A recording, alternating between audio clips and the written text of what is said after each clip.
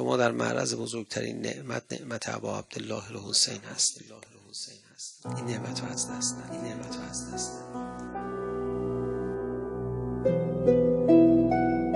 هی دور خیمه ابا عبدالله الحسینی محرمیه بگرد، هی به خودت بپیچ، بگو خدای من آخه چجوری باید از تو تشکر بکنم؟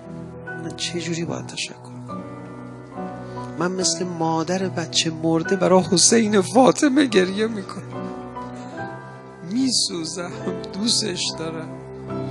من چجوری تشکر کنم؟ یه محرم 10 روز از خدا تشکر کن، یه بار سجده شکر به جا بیار، یه بار او خدای ممنونتم به من حسین دادی.